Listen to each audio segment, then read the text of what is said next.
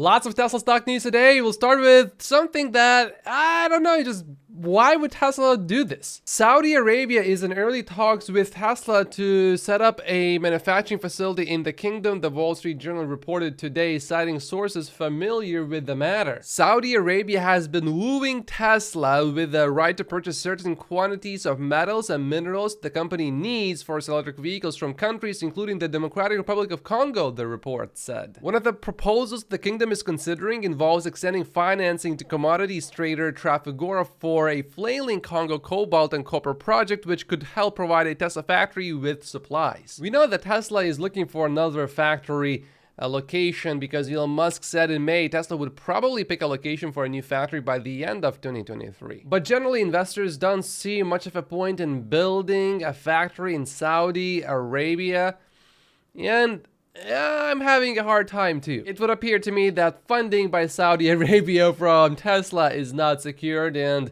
while it's not impossible that Tesla would want to build something, maybe not a manufacturing plant for cars, maybe something else, it's not impossible, but I don't see it as likely. Interestingly, Elon Musk also just met with the president of Turkey, President Erdogan, and yeah, maybe that would make a little bit more sense. I think at least partially this is so Tesla can negotiate better deals with other places, for example, like India, because if there are other talks about Tesla building in other places, then India is much more likely, I think, to give Tesla a better deal. Interestingly, Elon just met with the leader of Israel as well. So yeah, a factory in Saudi Arabia that builds cars, I think, is unlikely. However, if you really think about it, Tesla's ideology is build where the customers are. And what do you think Tesla would sell to Saudi Arabia? What does Saudi Arabia have a lot of that other countries perhaps do not? Sun. There's a lot of sun and a lot of heat. So maybe Saudi Arabia wants to build a whole bunch of mega packs within their country. Maybe then it would make some sense to build a mega pack factory over there, especially if somehow the government just throws money at you. I mean, Saudi Arabia is just all money. But overall, the story just, I don't know, it sounds weird. Why would Tesla do this? This is me from the future. I just finished recording and editing the video, and before I publish the video, I go on X and I see this from Elon Musk. Yet another utterly false article from Wall Street Journal. So why is Tesla going to build a factory in Saudi Arabia? It's not.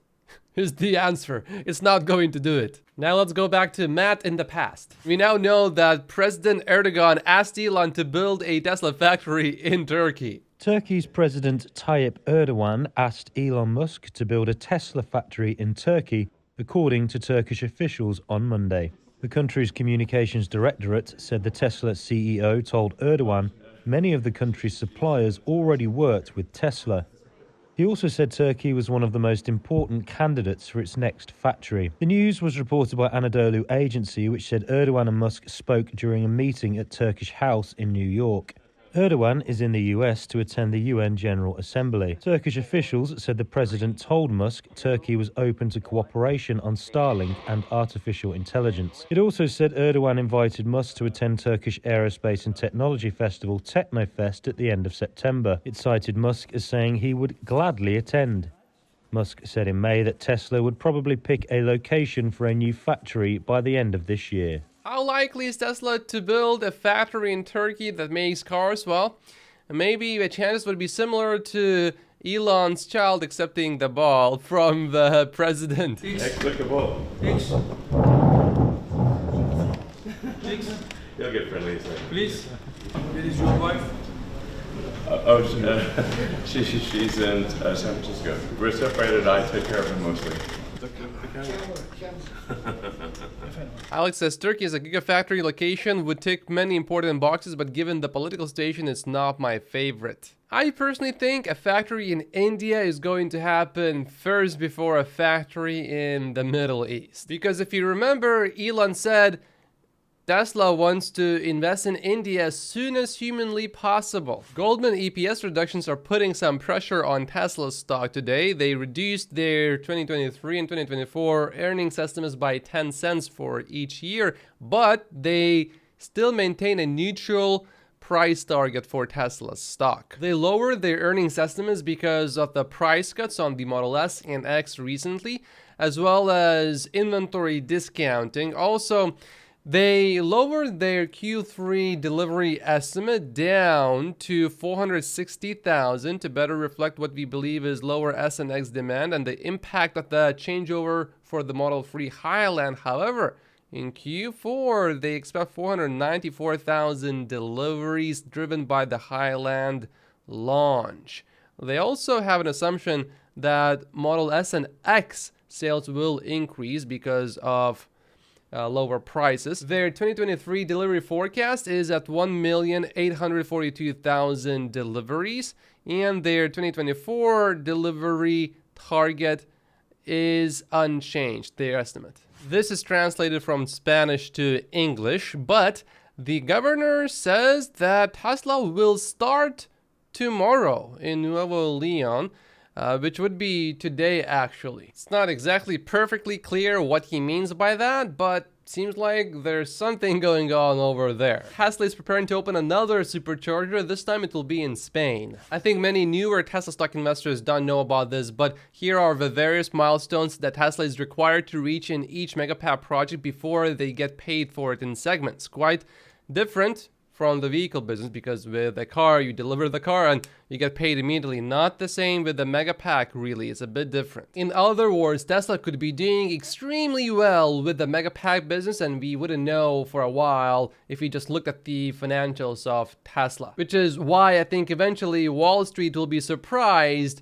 by Tesla's energy business. This really is a rumor mostly. I translated the original source from Chinese to English. And what it says basically is that TSMC is working closer with Tesla, and that's good overall because we know Tesla wants to increase its compute by a lot, and now we are hearing these rumors about TSMC providing more computer parts to Tesla that are needed to scale its Dojo supercomputer. There's this list of most innovative companies in 2023, and Apple is number 1, Tesla is number 2, and I don't see SpaceX in the top 10 at all. All right, well, Tesla spent $1.7 billion on research and development in the first half of 2023. Apple in that same time period spent $15 billion on research and development, and what do they have to show for it? Well, I mean, they are seriously innovating by making the new iPhone weigh 1 gram less. Now, of course, there are other things, for example, Apple Vision Pro and Apple Car, which was supposed to start deliveries by 2019 or 2020. Look, Apple is great in many ways, but is it more innovative than Tesla and SpaceX? Yeah, I don't think so. I have the same question as Elon Musk here. Who compiles lists like this? I agree with Gary. Anyone who thinks Tesla Cybertruck won't be wildly successful at launch isn't looking at pre-order data, which recently hit 2 million orders and continues to grow every week. The halo effect on the rest of a Tesla franchise is likely to be massive. I saw this video here that says Tesla Autopilot collision avoidance is in action. And look at the car just go to the right. Wow. But I really don't think that was autopilot.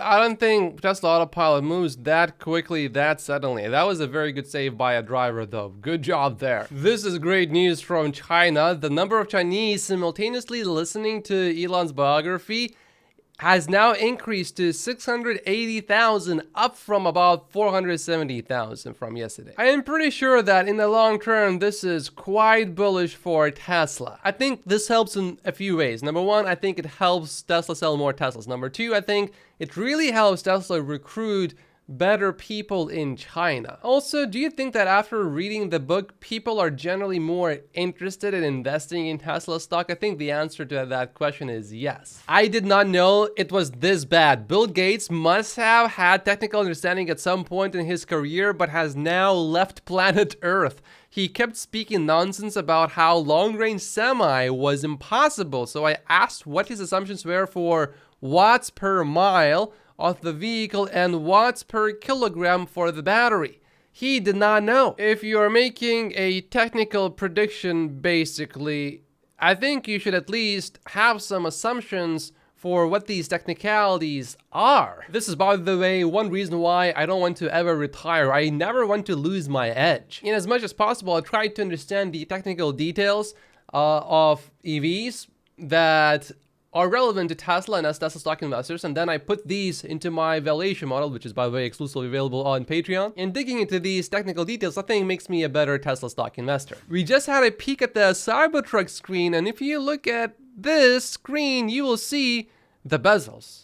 To be precise, the absence of bezels. I like it. For example, here is Tesla's Model S. You can clearly see the bezels right here. I saw a few people saying this on Twitter. FSD observation, has anyone else noticed FSD is not nagging to watch the road nearly as much? And likely this is the explanation. Same with the basic autopilot when driving on highways, and as long as there's no traffic. You can go for miles before nagging. I can even look around and the car will not nag me. But if there is any traffic or potential issues and I look away for just a second, then the car will give me a warning. Looks like Tesla's using the cabin camera more and more for driver monitoring. This is fairly important to us long-term Tesla stock investors. I have a counter to this statement right here, and it's important to understand this. Elon said, for those considering putting their work on the X platform, consider that Tucker Carlson's show when he was on TV had single-digit million viewers,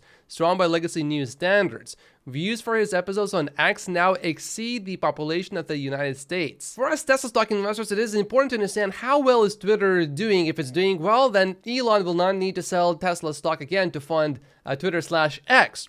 So these views actually may seem a little bit inflated. See right here, I got 10 views on this post. This is inside of a community that I just created. I haven't approved anyone, so I'm the only member of this community right here. And this post got 10 views. I replied to myself here actually. So I'm the only one seeing these posts. And now I looked at these posts multiple times already because I was double checking, etc, etc, etc. But when you see these view counts, these will include duplicates as well. However, check this out. This is one of my latest videos, which got 22,000 views almost. And if you look at the number of impressions, and it has over 100,000. If I put this video on Twitter and it got 100,000 impressions, it would say that it has 100,000 views. And it appears overall that my videos have higher click-through rates than most general videos on YouTube, partially because you guys just keep coming back over and over again. Typically on YouTube, a 10% click-through rate overall is considered to be really good. Just to be clear, when YouTube shows you total views, it also shows you duplicate views as well, but it does not show you the number of impressions to viewers. And typically a good video will have average percentage viewed equal to just under 50%. But if we started counting impressions as views as well, then that average view duration would be a lot less. So I think if you see someone post a video on X, you need to divide the number of views that X displays by at least 5 or 10 times to really compare it to what you see here on YouTube. I think many Tesla stock investors don't really understand this, so I thought it's important to mention it to all of you guys. But even then, Tucker is still crushing. This is one of his latest videos, and it got 400 million impressions, I think would be the right word, but 400 million impressions. That's still more than Tucker would ever be able to get on Fox. First, BMW M3 has just been confirmed as a quad motor EV powerhouse. I wonder if Tesla will release a Model 3 plaid version in the future. Rivian CEO suggests that leasing is coming soon, which will help them unlock the $7,500 EV tax credit. Good for Rivian. I thought this was pretty interesting. You can see how the rear wheels help Tesla Cybertruck exit the parking space just a little bit easier. Jeff just gave someone a nickname, Slim Faney. This was about the UAW boss, Sean Fain, who says workers shouldn't accept lower wages so greedy people like Elon Musk can build more rocket ships. Ford has said that your demands would more than double the labor costs, which are already significantly higher than the labor costs at Tesla, at Toyota, and other foreign-owned automakers who don't use union labor. So how do you make the case that these automakers need to keep investing in more expensive union shops rather than move to these right-to-work states? First off, labor costs are about 5% of the cost of the vehicle. they could double our wages and not raise the price of the vehicles and still make billions in profits. It's a choice. And the fact that they want to compare it to how pitiful Tesla pays their workers and other companies pay their workers, that's what this whole argument's about. And bring these workers in so they get their fair share of the economy that they get nothing of right now. Most of these workers in those companies are scraping to get by so that greedy CEOs and greedy people like Elon Musk can build more rocket ships and shoot themselves in outer space. And that's unacceptable. It appears by my math that on average, Tesla employees who are non-unionized appears on an hourly basis may be making more money than unionized workers, for example, at GM. Troy just put together another really good chart where he shows you exactly which model and which variant uses which batteries and what cell type. This is really good research. A big shout out goes to Troy. Troy just updated his backlog calculations and it's good news. The backlog increased slightly from 54,000 to 65,000 units from July to August. Ford, GM, and Stellantis are also in the midst of negotiating a new deal with a union in Canada. At this late stage in the negotiations, the union and the company remain far apart, said the president of the union. A second strike may be on the horizon. Drive Tesla Canada is reporting that Elon Musk is fighting back against the government. SpaceX specifically is fighting back against a lawsuit filed by the US Department of Justice alleging discriminatory hiring practices. SpaceX asserts that the DOJ's lawsuit is unconstitutional and is responding with a countersuit. There's this interesting article from Daily Mail about Elon Musk. Neil Ferguson writes, in 2017, Musk and I went for a drink in California's Menlo Park with one of my sons, then 18, and about to embark on a gap year in Africa. Musk was preoccupied. Halfway through our conversation, he took a video call from one of his Tesla factories, which appeared to be on fire. Literally on fire. Is it important? Elon asked. The guy in the burning factory seemed unsure. Then don't bother me. Elon snapped and hung up. Don't go to South Africa, he said to my son with sudden intensity. You will die. My son disregarded this advice, and a few months later, he narrowly avoided being shot during a carjacking in Johannesburg. What matters to me is winning and not in a small way, Elon wrote in an email in 1999. God knows why. It's probably rooted in some very disturbing psychoanalytical black hole or neural short circuit. I really like this part. If they see their general out on the battlefield, they will be more motivated, Musk tells his biographer, explaining why he likes to appear without warning on the Tesla and SpaceX factory floors. Wherever Napoleon was, that's where his armies would do best, Isaacson explains. In this newest update, Tesla just improved reverse camera view, as you can see here. Elon Musk just participated in this panel where they all talked about the feature. Here's a little clip for you. The very positive scenario of AI is actually, in a lot of ways, the description of heaven, in that really nobody would need to work. I wouldn't even call it universal basic income. I'd say it's probably universal high income. You can have whatever you want.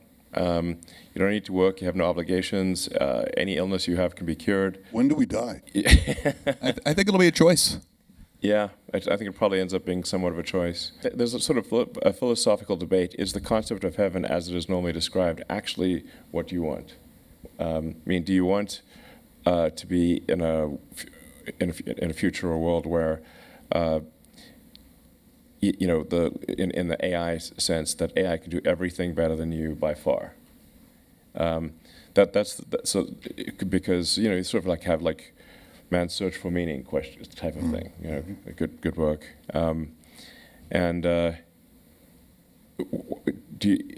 What meaning if like I said, if the AI can do everything better than you, do we live a life of hedonism? On my Patreon, I just published this video, which is a warning to watch before September 20th. If you are a long-term investor, there's nothing to worry really about, but it may come as a surprise to many people. We'll find out on September 20th, and I will talk about it here as well, but on September 20th. In September, I'm aiming to publish about a video a day on Patreon. You will also get my full valuation model, as well as Tesla stock prices that I'm willing to pay each year between 2023 and 2033. The investor tier support also comes with a 45-minute walkthrough of my whole valuation model. And now I highly recommend that you watch this discussion where Elon Musk participated with the Prime Minister of Israel. There was also an OpenAI co-founder and an AI professor. It was pretty interesting. I highly suggest that you watch it.